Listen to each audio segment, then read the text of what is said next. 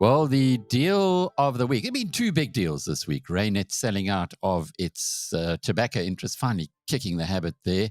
And another one that is really huge in the life of life healthcare. Interesting that they're both kind of health related, both of those. The one bunch of people have been killing people with tobacco. These guys at Life Healthcare have been saving people with innovation. Peter Wharton-Hood joins us. He's the CEO. It's a heck of a deal, Pete. Lovely talking to you again.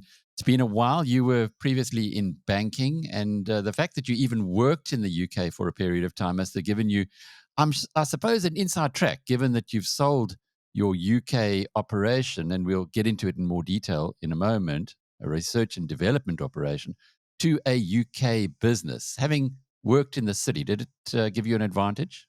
Somewhat, yes, Alec. I think that international exposure that I got during the course of my time in the UK and the US certainly does help you navigate some of the nuances that are required when you come to put these deals together.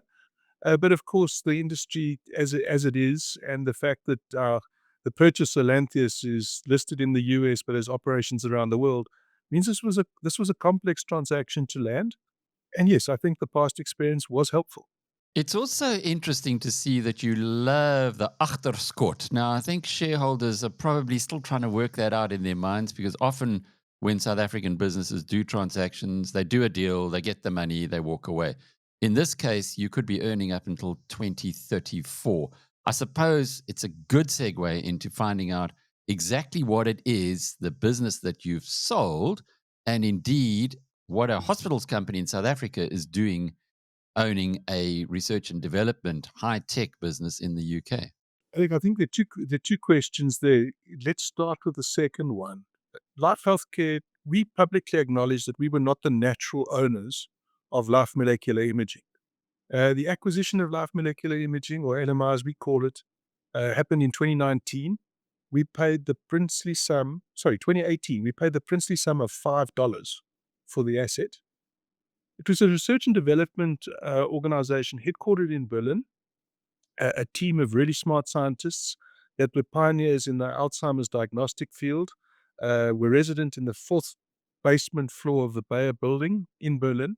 And that's the genesis of this particular company.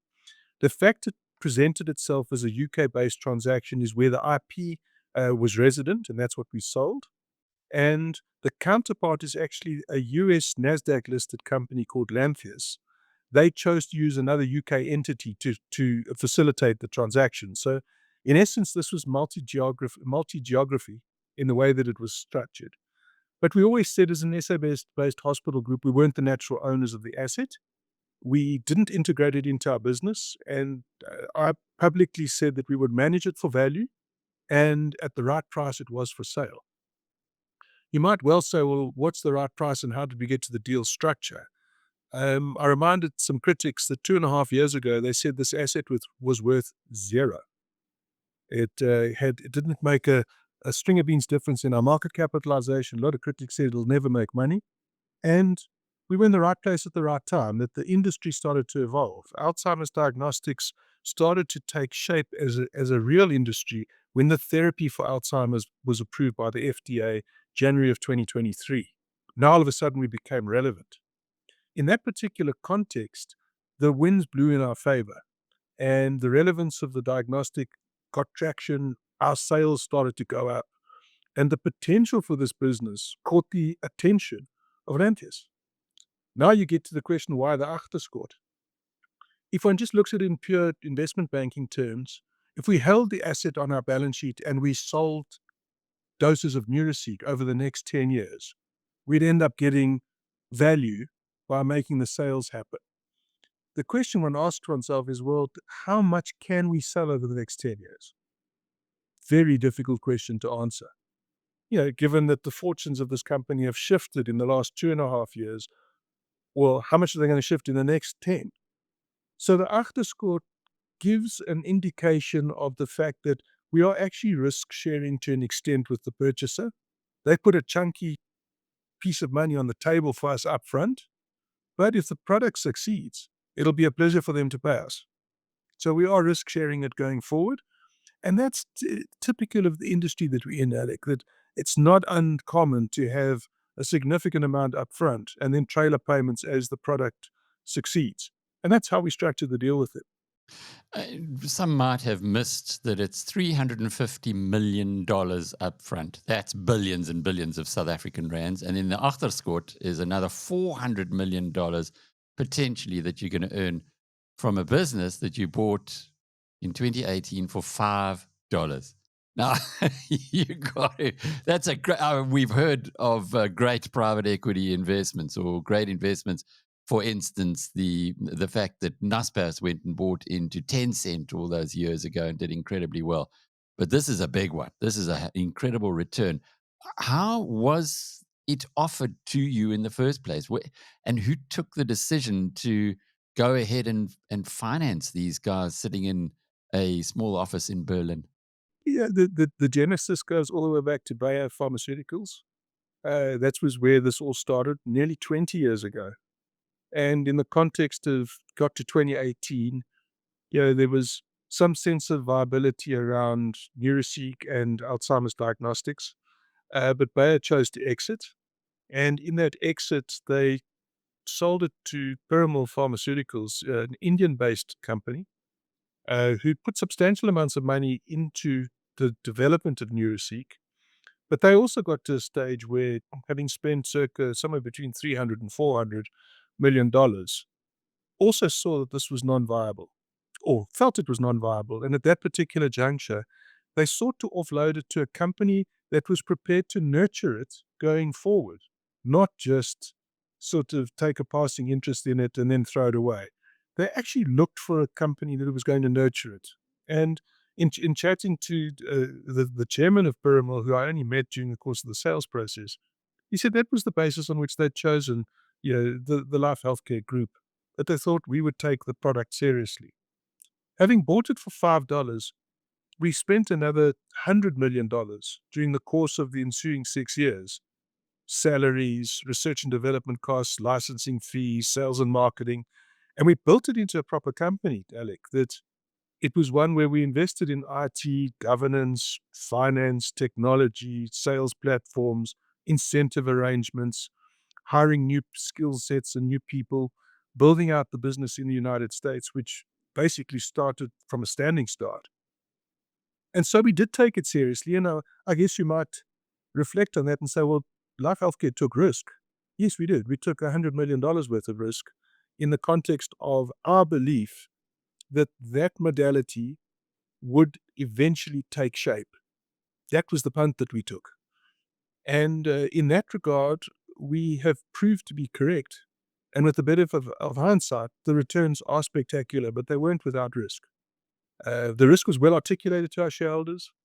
We continued to invest in the business when a lot of people thought that it wasn't worthwhile. But with the benefit of hindsight, we took the right decision. And in the disposal of Alliance Medical Group, which we concluded during the course of last year, there was an opportunity to sell this business. In December of 2022, there was a walk through the door passing interest for an insignificant amount of money. I say that with no disrespect. It was sort of £50 million. We said no. And then there was more interest at a bigger number. And then there was detailed roadshows that we went on around the country. We went to took our big South African investors through the viability of the business during the course of last year, and you saw the market capitalization of Life Healthcare start to increase. Then we took the same roadshow material to New York, and there, everyone interested in the industry, radiopharmaceuticals, big pharmaceutical companies, was there, and they and the penny dropped that this is a viable business, and Lantheus started having conversations with us. They expressed real interest. And so it started to develop. You mentioned the brand name. Is that well established in the US and European markets? In the US particularly, Neuraseek is the go-to diagnostic for Alzheimer's disease.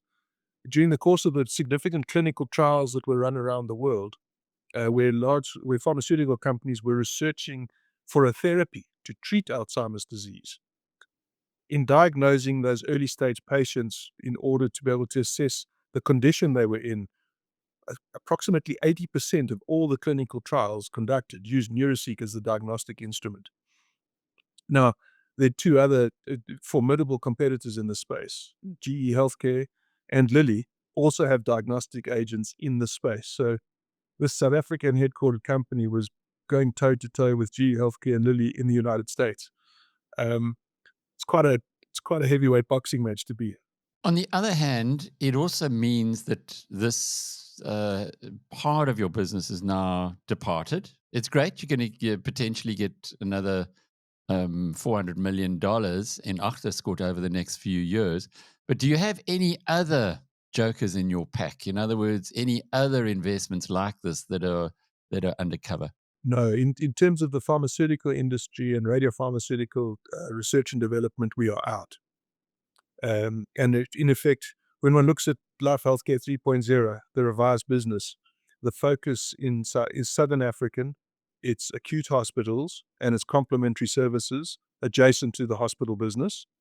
And in that particular context, the detailed build-out and delivery of care in the domestic market becomes the focus of a business that is now significantly de-geared, streamlined, and impeccably focused on the tasks at hand.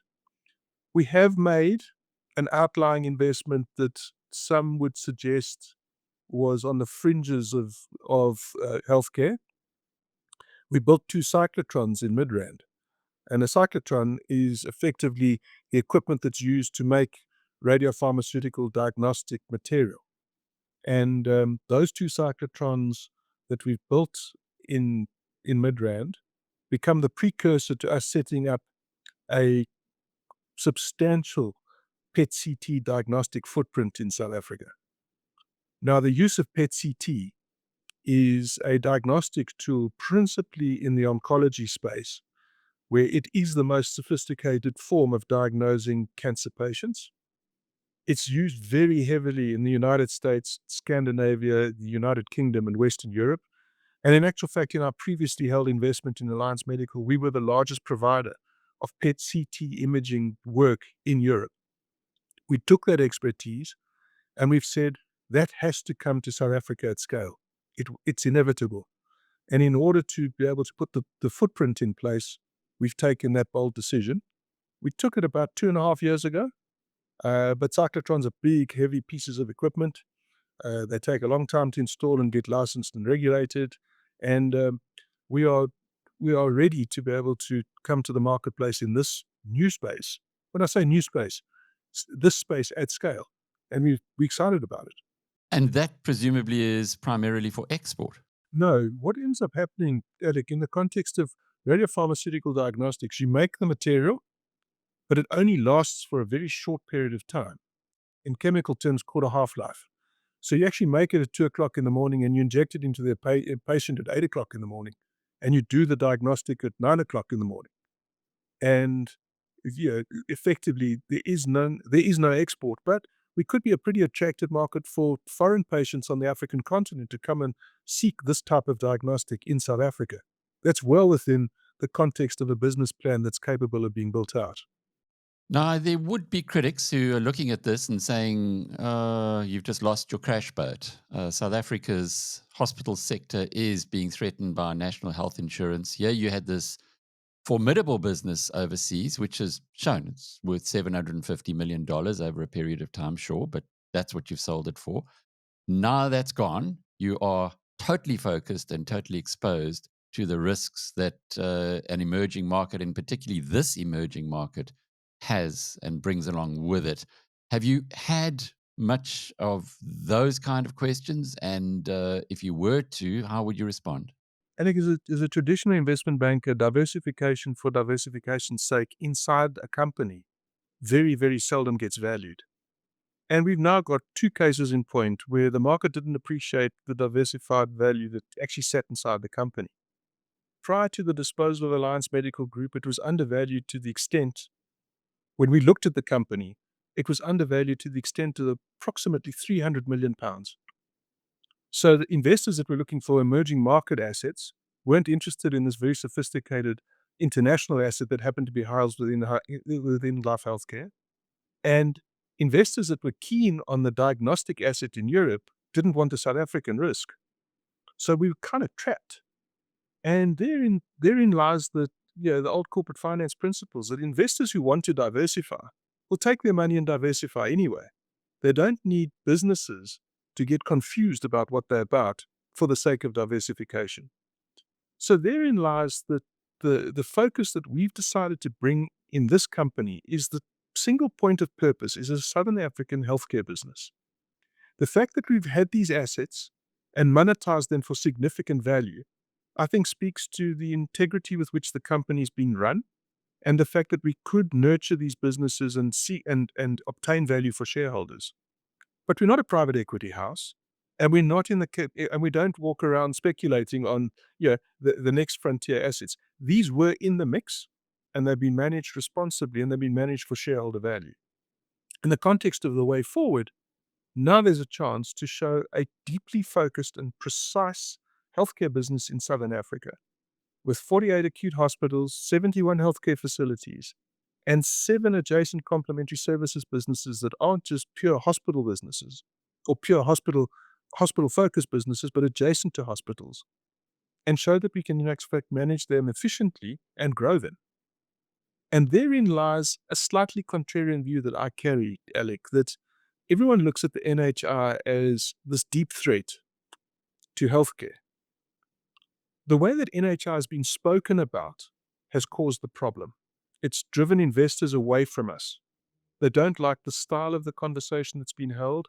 They don't like the risk that has been interpreted into healthcare in the way that it's been spoken about. But if the objective is to deliver more care to more South Africans, surely private healthcare's got a role to play. I think we're going to get more work because the government can't do this on their own. And for a while we've said we support the ultimate ambition of NHR. What healthcare company or what South African citizen would not want to see South African citizens well cared for? We're all rational, decent human beings. Of course we want that to happen. What we haven't agreed with is how the government chooses to go about delivering this. They talk about legislation, they talk about money, they talk about funding, and they talk about centralization. That's not our problem. The problem is where we're going to get the nurses, where we're going to get the doctors, where we're going to get the hospital managers, how are we going to upgrade the existing hospital facilities that we've got all over the country so that we deliver improved care to the citizens of South Africa. I think private's got a huge role to play together with government in partnership. So I think we're going to end up doing more work, Alec, in the NHI world, and we want to play that role. We want to be partners. I recall having a very interesting conversation with Richard Friedland, one of your peers in the industry. He runs Netcare, and he came up with an idea that was dusted off and previously proposed to the government, which was like a halfway to what NHI is being proposed at. Have you guys, do you support that? Do you have alternative ideas on what could come out? Because NHI is really worrying many South Africans, particularly South Africans who can afford private healthcare, who feel perhaps they are going to be forced to give that up.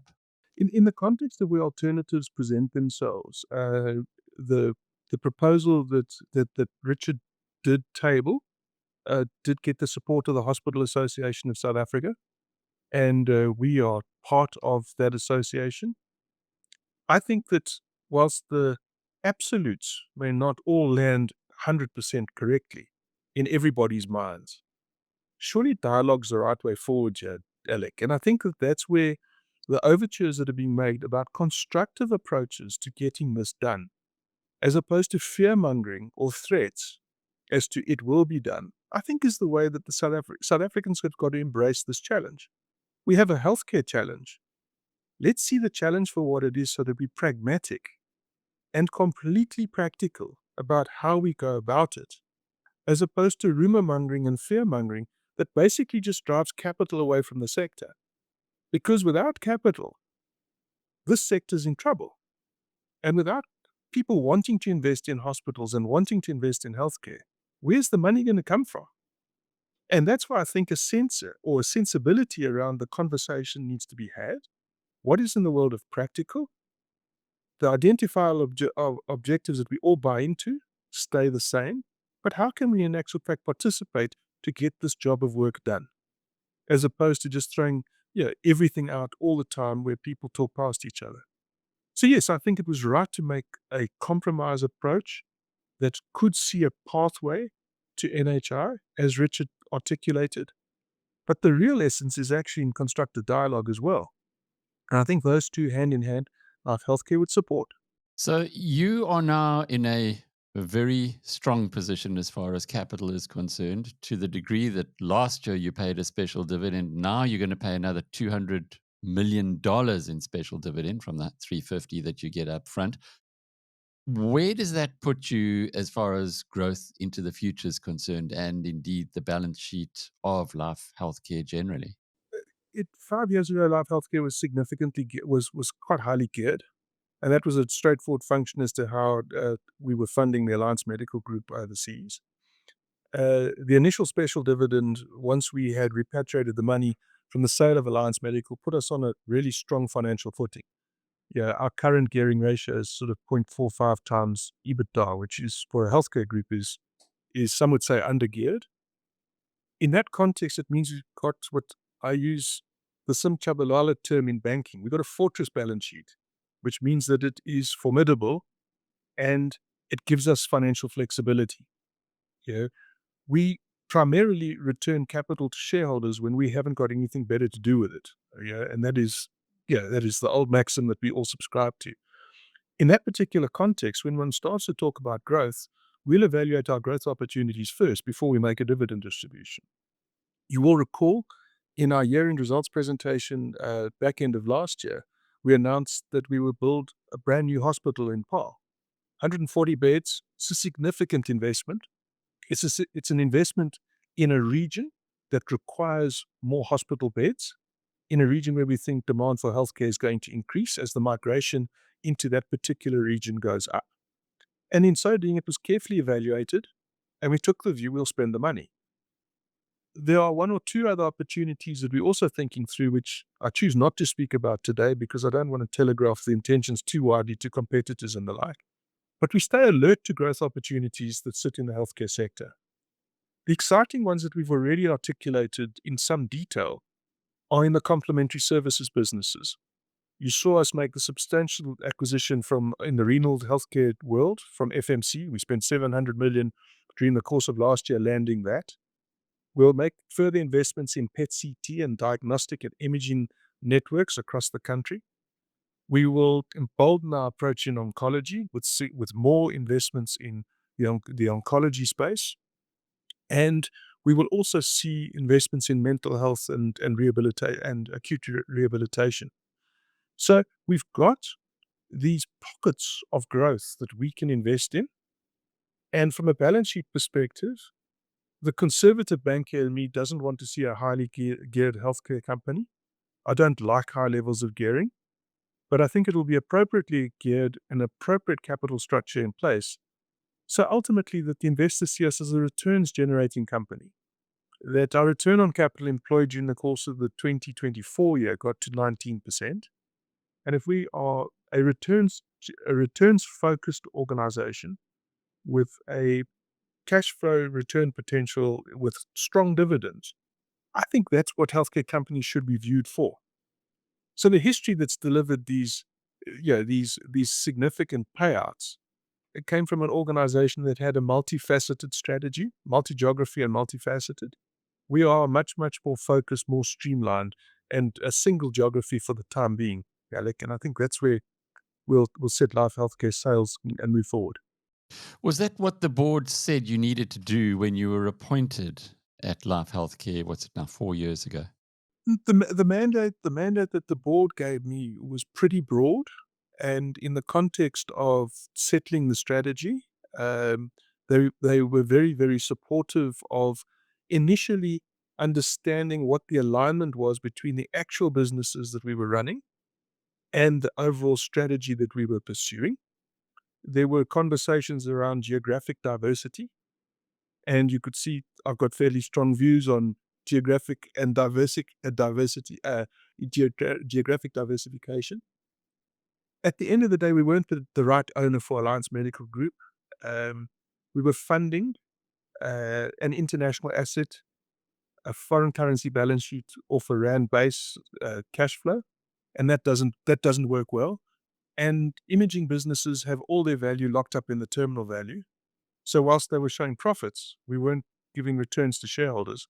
So there was shareholder pressure on the Alliance Medical asset. And as I said earlier in our chat, and it was undervalued to the tune of about £300 million. So the disposal of Alliance Medical just made complete financial and practical sense. In the context of the board backing the approach to LMI, it was absolute. When Peter van der Westhuizen and I, Peter's our group CFO, took the decision not to sell LMI, that came with the full support of the board. And we outlined why it was the wrong time to sell it and what we thought the potential was. We didn't think the potential was as big as at that time. We didn't see the potential quite in this category. But we said we would be pragmatic and we would be responsible, and the board backed us. And that got us to Life 2.0. And in the context of the decision to sell, the board has been unanimous in its support for the decision to sell and the timing to sell it.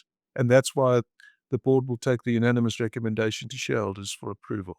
So we still have conditions precedent to get through. We've got to go through a shareholder approval process for this transaction. And that gets underway the back end of this week. Talking about shareholders and what they think of the business, I had a look at the share price, and I'm sure you're acutely aware that since 2024, January 2024, Life Healthcare's share price is still down by about 10%. Now, after the deal you did then, and the deal that you did now, and the special dividends, I would have thought that you guys would be flying. What's the reason for this? The main question, I suppose, would be, or the assumption would be, is the uncertainty around NHI weighing on the investor view of the company? Absolutely, Alec. And that's the high price we're paying for dialogue that is rumor and fearmongering. That if you look at healthcare assets in other markets, they don't trade at 4.5 times EBITDA. They trade at multiples substantially higher than that. And in the context of what should be seen as a stable stock and a defensive one that's cash generative, and predictable, we're not enjoying that particular moment of favor with investors because of this uncertainty that sweeps around behind us. So the impassioned plea around conversations around the NHI is they need to get to a point that's practical and responsible so that's understandable. I'll give you a really good example, Alec. You stand around the Braai on a Saturday and people talk about all the specialists leaving South Africa. Or that all the doctors are leaving South Africa. Mm. It's absolute nonsense. In one of the 12-month periods recently reported to the board, the number of doctors that left Life Healthcare, either through death, retirement, move to a competitor, and immigration, the number that immigrated was 7. 7 specialists immigrated, 3 of whom returned within the next 9 months. So this idea that specialist doctors are fleeing South Africa is not true. But yet those rumors persist. Things like that don't help confidence in the sector. But by the same token, when we see doctors newly qualified can't find training posts, that is a real problem for the country because the world is short of doctors. We are short of doctors, and yet they're not being employed. So there are practical steps that need to be taken to be able to get confidence in the sector. And then I think we can have a share price conversation again, Alex, so that, you'll notice that Netcare and ourselves are both traded more or less the same multiples. So it's not company specific that drags the share price down. It's industry and sector specific conversations where the problem sits. Peter Wharton-Hood is the CEO of Life Healthcare. Great talking with you again, Pete. And that big question mark, I guess, if one does the analysis and says, okay, there's going to be common sense prevailing, as tends to happen in South Africa. We go to the Absolutely. brink first and then we find each other. If that happens on NHI, well, better be doing your homework right now on this company. But congratulations on that extraordinary return on investment for the group on the, as you said, the little business that you bought in 2018 for $5, which has now been sold for $750 million. Wow. I'm Alec Hogg from biznews.com.